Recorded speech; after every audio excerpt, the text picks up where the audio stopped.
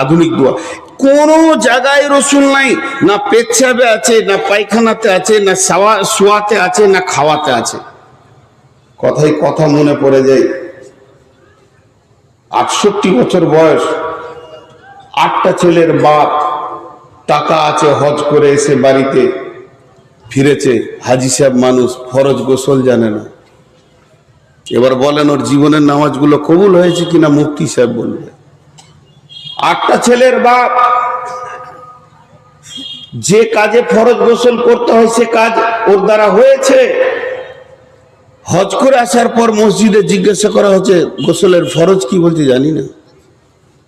বলুন ওর জীবনের নামাজ আর বাইতুল্লাহতে থেকে এসছে কি হালাতে, সেটা পাক হালাতে না না পাক হালাতে। আজকে আমরা রসুলের কাছে পানি পান করব, হবে না।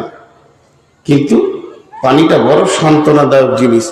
আমি একটা তফসির দেখছিলাম, কতটা সহি জয়ীফ জানি না, বলছে বর্তমান যেটা জমজমের কূপ, এইটাই হাজে কাউসারে আল্লাহ পরিণত করবেন। বর্তমানে যেটা জমজমের কূপ, এটা হাজে কাউসারে পরিণত হবে। নাম্বার 2, যারা পৃথিবীর বুকে রোজা রেখেছে, বিশ্ব নবী 6 মাস আগে রোজার প্রস্তুতি নিতেন, সাজ সৈন্য সাজ, আনন্দ করতেন রমজান